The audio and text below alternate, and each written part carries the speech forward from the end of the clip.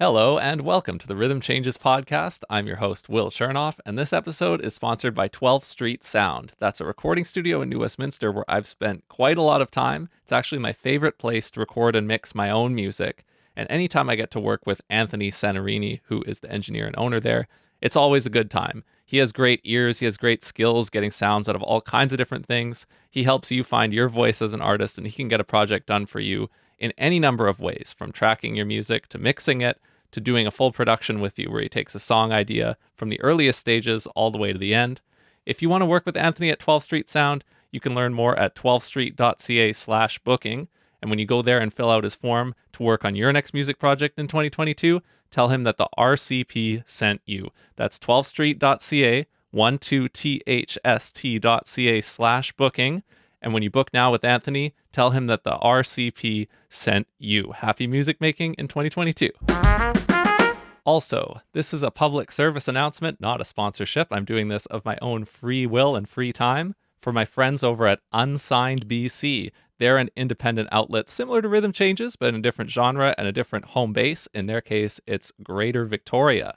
But they are coming over to Vancouver to produce a live event that's the biggest in-person thing they have done to date. They've been making a radio show on Vancouver Co-op Radio and featuring lots of independent talent from Metro Vancouver and Greater Victoria. Their show is on Saturday, May 28th, with a 7 p.m. start at the Red Gate Review Stage. The show is called Cold World, a benefit concert for Ukraine. It features several independent artists, a lot of them in the hip-hop and R&B and singer-songwriter genres. I highly encourage you to check this event out. It is on Saturday, May 28th at Redgate. Once again, it is called Cold World, a benefit concert for Ukraine, presented by Unsigned BC. Go to unsignedbc.com or check out the link I'm including in the description of this episode to learn more.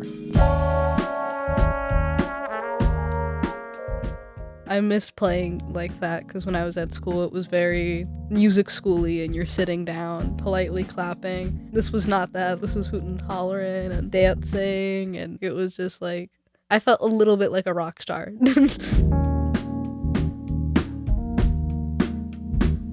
Happy Wednesday, and coming to you from New Westminster, BC, it's the Rhythm Changes podcast, the only weekly interview podcast about creative music in Canada. On this show, I bring you my favorite kind of conversations from the working world of music, where I just get to hang with an artist, learn what they're all about, and share them with you. This week, I have a conversation with a singer-songwriter who's just coming back from a program at Selkirk College, and I'm excited to hear about what she's been up to. That's up next.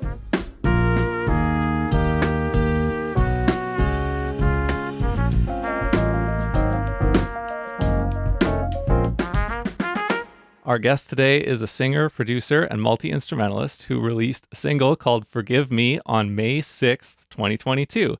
This song follows on her EP from 2021, Greetings and Salutations, and you can watch the music video for Forgive Me now.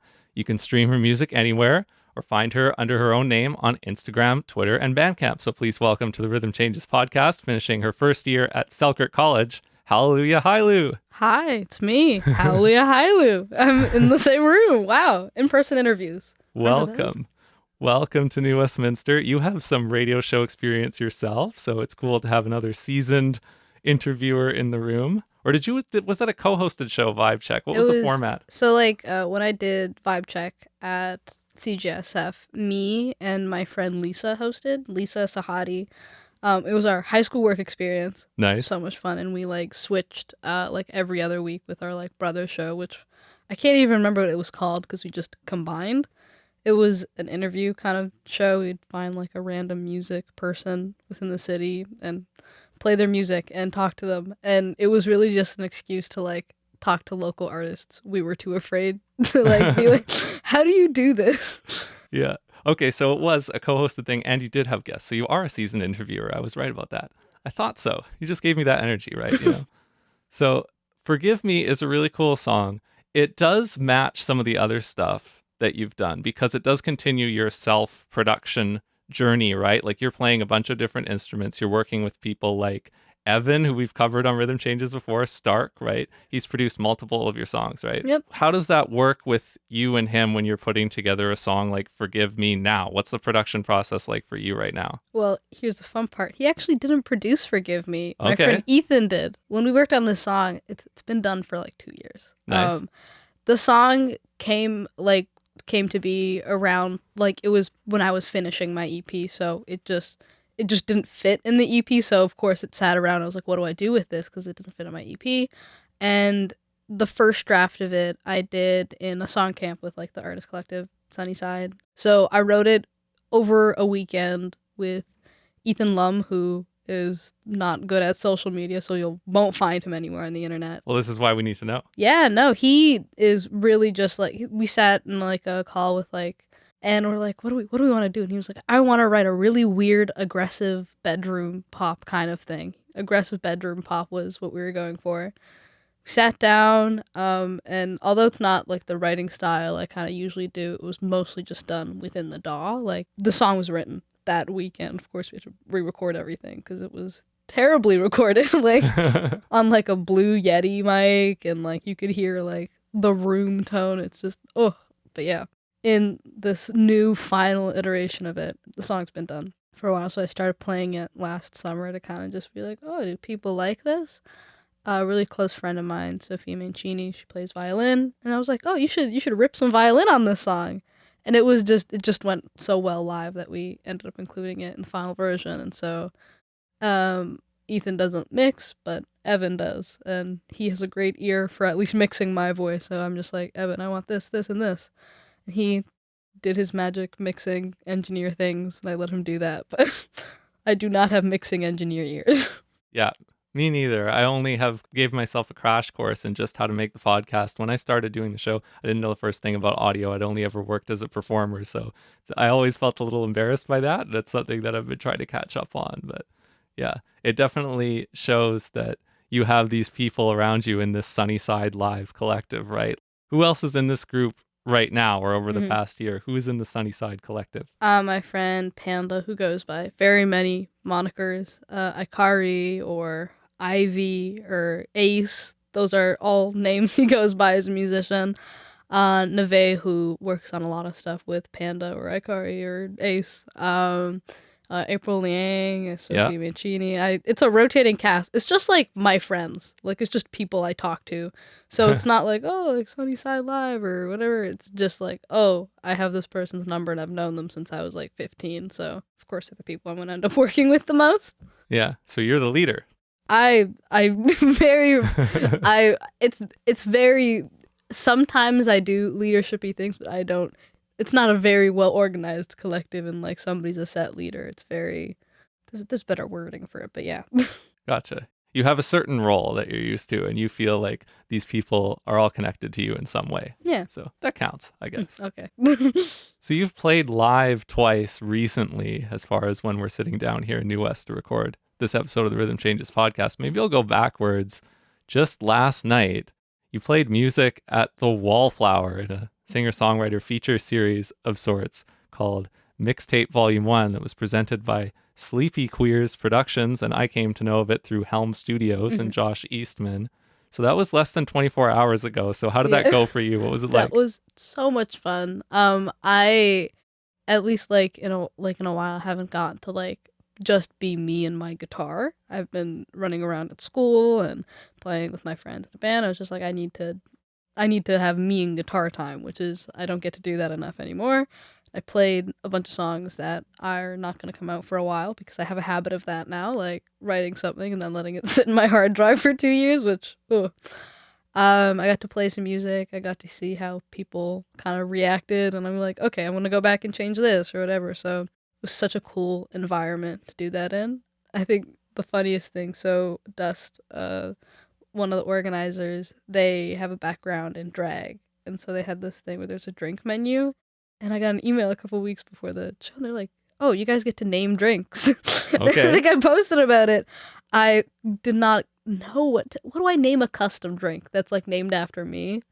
I have to give credit to my friend Wynn, who directed the music video for Forgive Me. She was like, it's so obvious. It's Raining Men. Hallelujah. And so that was the name of the custom drink on the menu. So all the artists got to have one of those. Everybody that played was so cool. It was good. Great to hear like other people around Vancouver, since I took such a huge break away from being in Vancouver. It's like, oh, this is what's going on. Yeah. Oh, okay. Nice. Yeah, so I saw your stories about that where Mm. your mom was drinking your drink, And yeah, which was great, and you threw in that song on the yeah, stories as a music clip, and I was like, "What's the connection here?" And now, yeah, okay, now that makes yeah, perfect sense to me. Yeah. Did you know the other people who performed there? Some of them or all of them, or were yeah. they all new to you? I knew Grim. That Nice. was just because I feel like I see them a lot on Instagram. But everybody else, at least in specific projects like Bell's Tower, I recognize them from somewhere. And the weird part as a musician, at least in the last couple months or a year or whatever, it's been like, oh, I know you from Instagram. This is what you look like in real life. I thought you were taller. I thought you were shorter.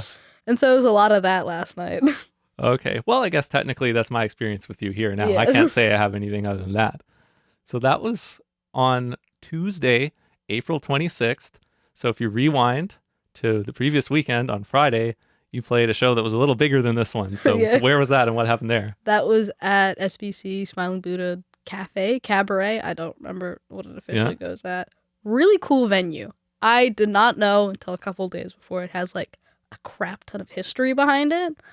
Okay. This venue was like there's like a lot of rumors about who played there in the 70s. So the fun's like, oh, Jimi Hendrix played there at some point, or Tina Turner is the weirdest one. I was like, what Whoa. is she doing here? The last iteration before this one, I think it was Smiling Buddha's Cafe, and there was like a half pipe in there or something.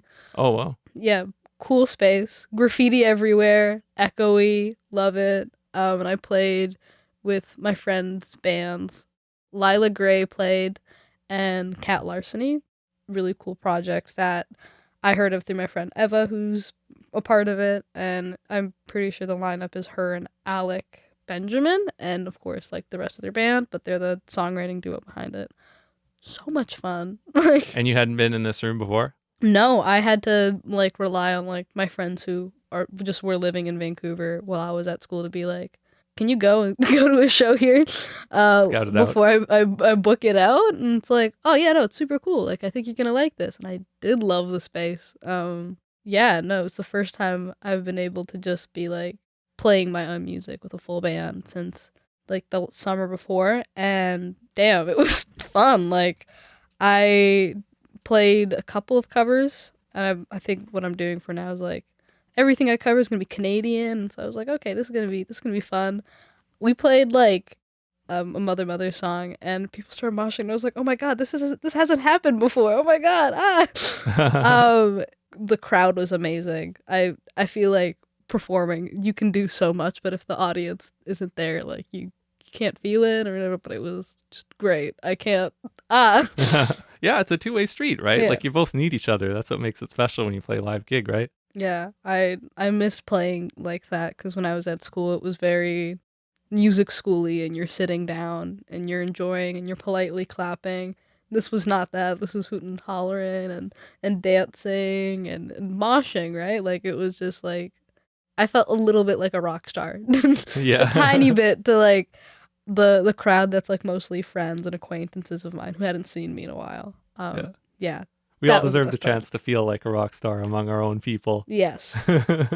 Yeah. And it's just like it was so amazing the whole Instagram aspect of like so many people I knew through social media coming out, seeing them, running into all these cool creative people that like I haven't talked to a lot.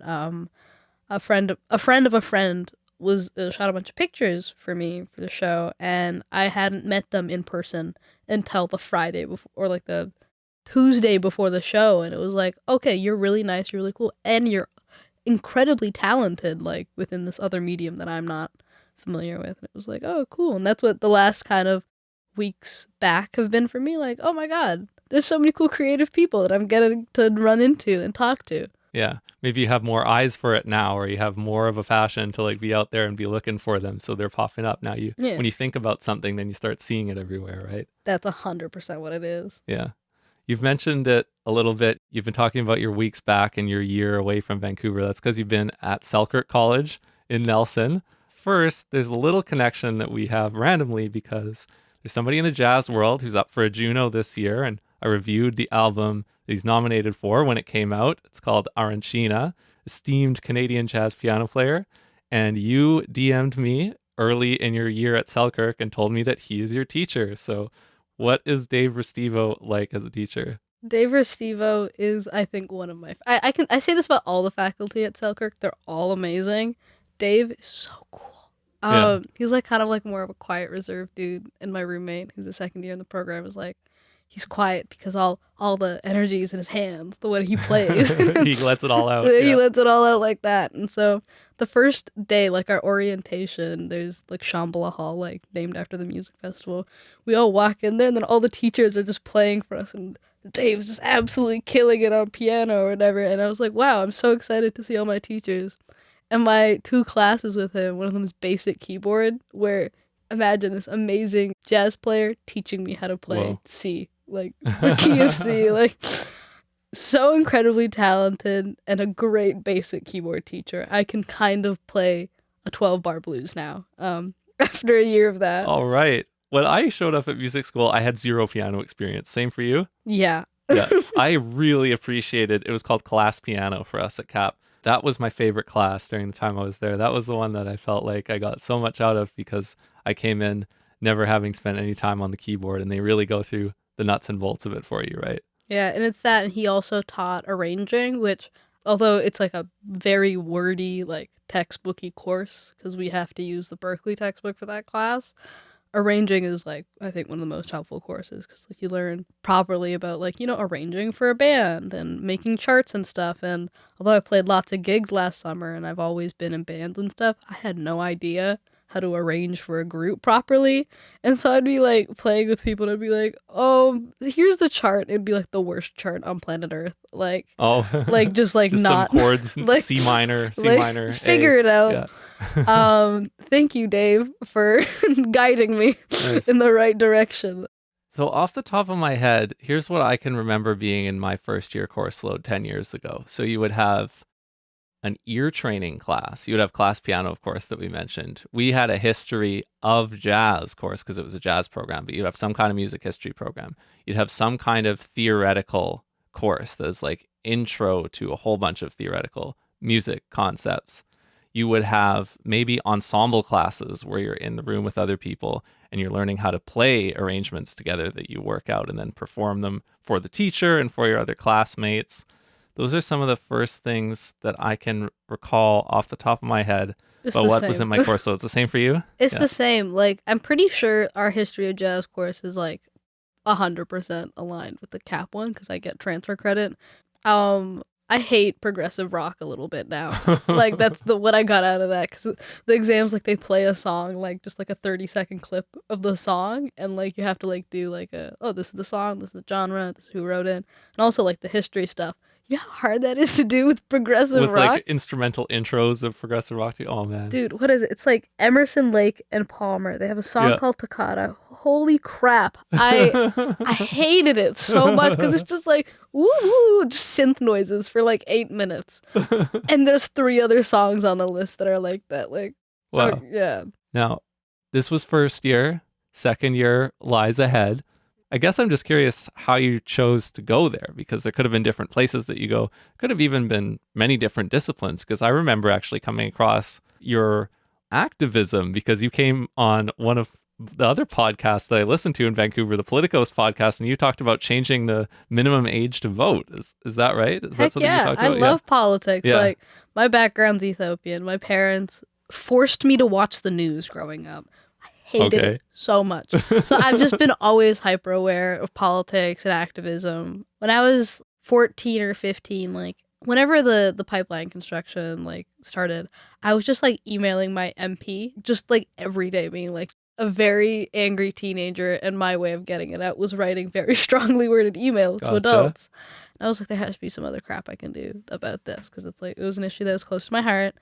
And there's a local organization called Dogwood. They had like a 1-week day camp thing, like a youth leadership summit. I did that, and then shortly after that, a lot of people who were involved in that youth summit program were like lowering the voting age, because it came from some side comment I made being like, I should be allowed to vote, right? And I was just turning 16 that year, so a big part of it comes from the fact of like I know so many people, or at least I knew so many people when I was 16 that were working full time and being fully like adults, like not just adults, but like contributing members to society who had very good awareness of what was going on in politics. And I knew adults who didn't know how a bill was passed, which you should know. I think you should be properly educated on what's going on in that aspect. If you ask somebody why they're voting for a party, they have like one issue that they're like, I don't know, I think I saw that on Twitter or something, so I'm voting for this person. I'm like, there's a lot of nuance. And there's also like an apathy of like, I don't want to go to a polling station and waste my afternoon. There are all these like gaps in voter education, getting out the vote, and a lot of it, I personally believe, can be solved by lowering the voting age. Like 16, you can consent, you can get married. That was a weird one. There's a lot you can do at the age of 16 that we give these responsibilities to people of that age. But for some reason, the concept of voting is seen as like this, oh, like this is such a challenging and important right, but we don't provide good enough voter education. That's something I'm pretty passionate about. I bullied my school district when I was like in my senior year about them being kind of racist. That was a fun one. I think that's where you showed up in the news a little bit, in the local news. Yeah, I do recall this. Yeah. I love writing emails. I feel like that's. Yeah. I wrote like a really like angry email, like letter to the editor to like a newspaper. I'm like, dumb school district, and then they like published it the next day. And I was like, oh god. I got a bunch of emails and phone calls from like local press, and I was like, oh, I have to do this now. Yeah. So how did you end up at Selkirk then, given all the different things in your background here? Okay. I had a very turbulent like college application experience, if I can get that across. I liked the idea of Berklee College of Music. Mm-hmm. So expensive. Yeah. So far away. And the couple weeks I actually did end up applying and auditioning. Probably like the worst 4 to 6 periods I've had like consistently, because I got COVID. Okay. I got laryngitis, and then I got COVID. Oh no. And then like it was just like I was so stressed and everything, and I rescheduled my audition like 3 times, and at this point I'm like, the universe does not want me to do this. And Okay. I did it, and the audition song I picked was so good. It was like a Mandy Moore song. I just could not hit any of the notes of it, so I had to like change it.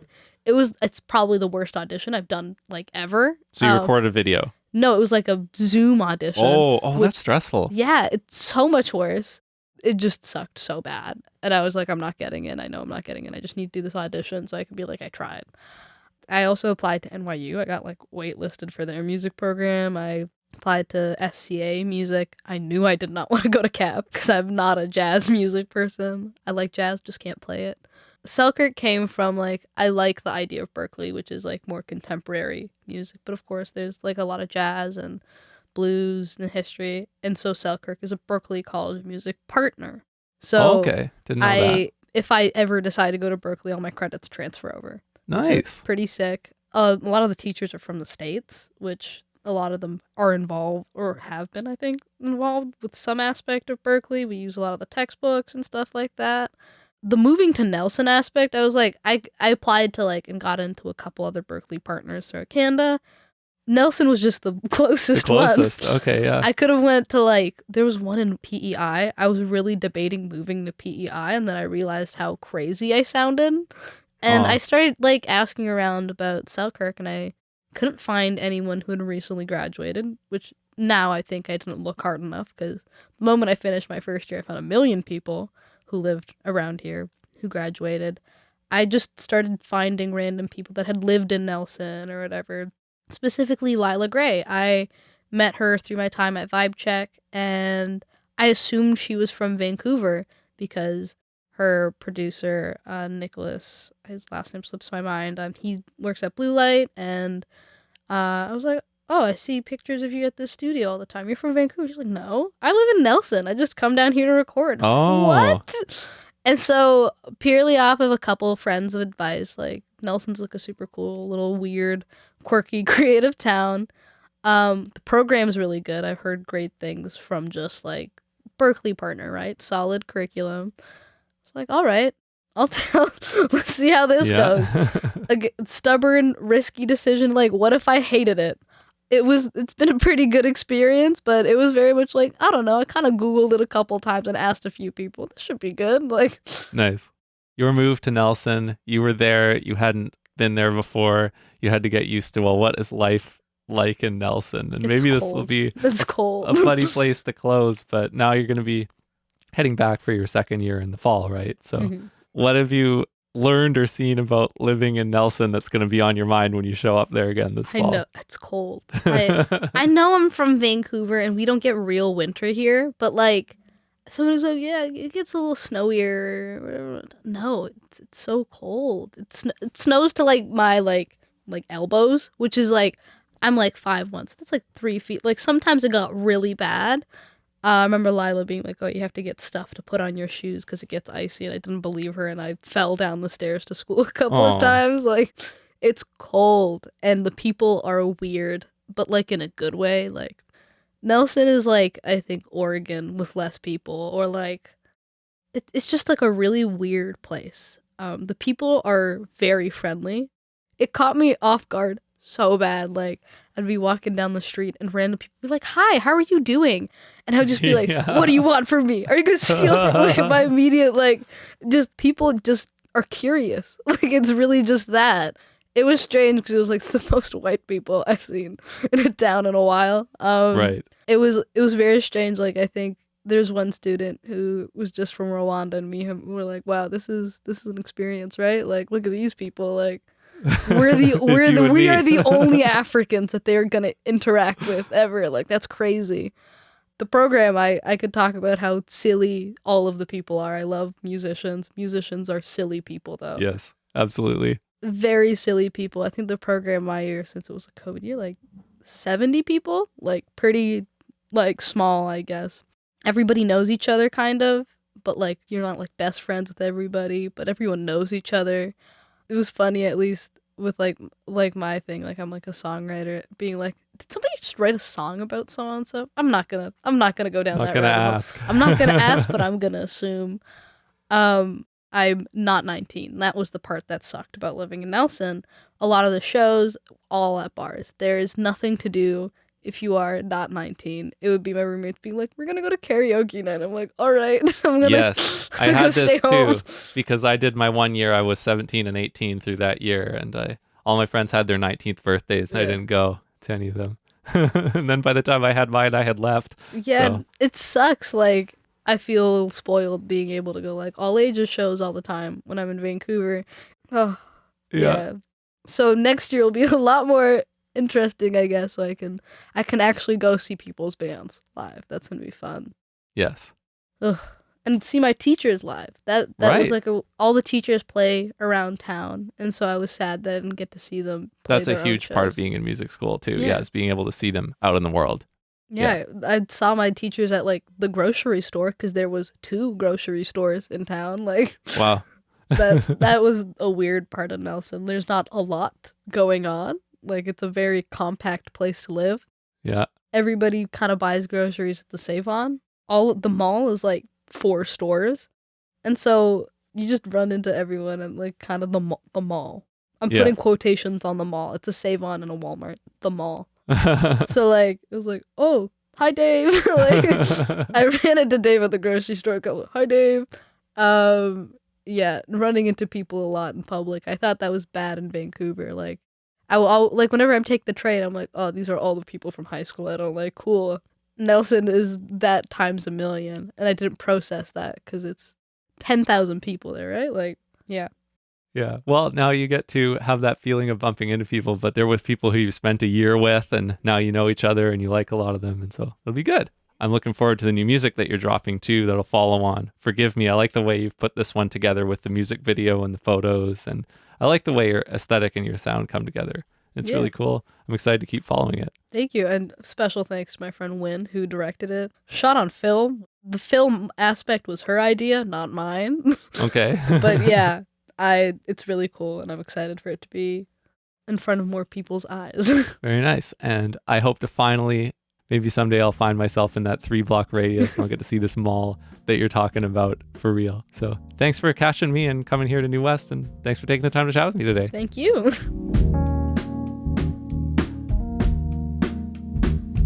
Thank you for tuning in to this week's episode of the Rhythm Changes podcast. If you like what we do here, I invite you to sign up to the free weekly article that I write on rhythmchanges.ca. This week's article, available now, is a review of an album by a band called Way North. The album is called New Dreams, Old Stories, and it warms my folky and my jazz heart at the same time. You can check that out and sign up for future editions of the free weekly article at rhythmchanges.ca.